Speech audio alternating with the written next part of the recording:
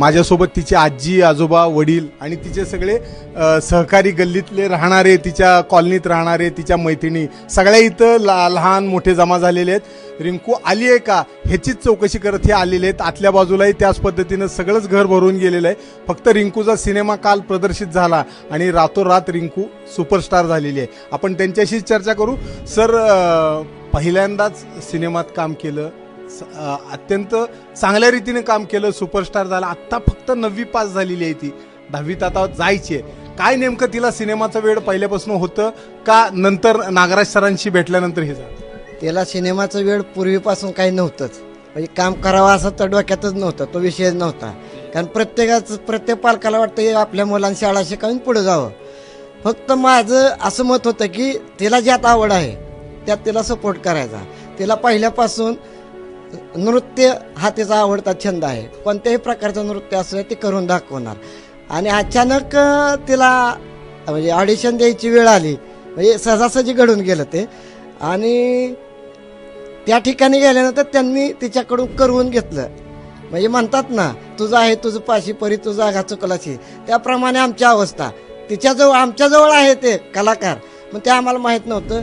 नागराज सरांच्या ते नजरेनं ते टिपलं आणि तिला त्यांनी स्टार बनवलं। एकंदर आता ह्याच्या पुढे तिची अभ्यास आणि हे दोन्ही जबाबदाऱ्या तिच्यावर असणार आहेत। कशा पद्धतीने तुमची अपेक्षा आहे ती? अपेक्षा म्हणजे आता ह्या दोन्ही जबाबदाऱ्या फार महत्त्वाच्या आहेत। शिक्षण हे महत्त्वाचं आहे आणि ह्यातलं करिअर समजा पुढे मिळालं तर ते करणंही तितकंच गरजेचं आहे। आता तिला आम्ही शाळेत गेलो होतो, 81% 81.60% एवढे मार्क पडलेले आहेत। काय अभ्यासातही तशी होती? अभ्यासाकडे दुर्लक्ष झालं का तिचं या सिनेमाच्या? 81% तिला मार्क पडले म्हणजे तिचा अभ्यास शूटिंग दरम्यान बुडलेला होता म्हणून। जनरली ती 90%च्या पुढंच असते आणि ती मला असं वाटतं की इथून पुढं समजा तिला इकडं ऑफर मिळाल्या आणि शाळा बुडाली तर ती नक्कीच 80%च्या पुढे मार्क मिळवू शकेल। आजी, नातीला बघितलं का थिएटरमध्ये, पडद्यावर बघितलं का? बघितलं ना, कसा वाटला सिनेमा? भारी वाटला। काय काय प्रतिक्रिया तिथं काय बघायला मिळालं तुम्हाला? काय करत होते नातीला? तिचं सगळं सीन होतं, ते सगळं डोळं भरून बघितलं। सगळं पिक्चर तिचा छान आहे। लोक कौतुक करत होती का? लय खूप। काय काय करत होती? आता काय सांगायचं की काय काय करणार, ती कौतुक। छान आहे बाबा, पिक्चर छान आहे, पुरगी पण हिरोईन पण छान आहे, सगळं पिक्चरच छान झाला ना। फोटो बिटो काढत होती? हो, भरपूर। काय तुम्हाला वाटलं होतं कधी नाक पडद्यावर दिसेल? काय हा? चांगले काका चुलती सगळेच आहेत। काय काय बघितला सिनेमा? पाहिला ना। आता ही इतकी सगळी लोक जमा झाली आहेत कॉलनीतली, काय काय वाटतं? मन भरून आलेलं आहे, कारण स्वप्नामध्ये हे वाटलं नव्हतं की आपली मुलगी इतक्या उंच पदापर्यंत जाईल आणि आपल्या घराण्याचं आपल्या गावाचं नाव रोशन करेल। कारण प्रत्येकाचं स्वप्न असतं की आपल्या मुलीनं की आपल्या घरातल्या कोणीतरी पुढे जावं आणि आपल्या गावाचं घराचं नाव रोशन करावं। तसं आमच्या ह्या रिंकूनं केलेलं आहे। तिच्या मैत्रिणी इथं काही आहेत, आपण त्यांच्याशी बोलू। सिनेमा बघितला का? हा, बघितलं। कसा वाटला? खूप मस्त पिक्चर आहे।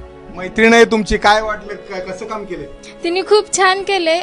वाटलं सुद्धा नव्हतं की ती अशी खूप एवढं पुढे जाईल ती, पण तिने खूप छान केलंय। ऍक्टिंग वगैरे तिने खूप छान केली आहे। बघितला सिनेमा? हो, कसा वाटला? खूप छान होता, आवडला मला। कधी वाटलं पण नव्हतं ती इतक्या पुढे जाईल ते। रिंकूला फोन केला का नाही मग सिनेमा बघितला म्हणून? हो, हा? कधी भेटणार आहेत आता? आता माहित नाही कधी येणार ती। आल्यावर नक्कीच आम्ही तिला भेटू, अभिनंदन करू तिचं। एकंदर सगळीच तिचे कॉलनीतली मंडळी असतील, घरची मंडळी असतील, रिंकूची यायची वाट बघतायत।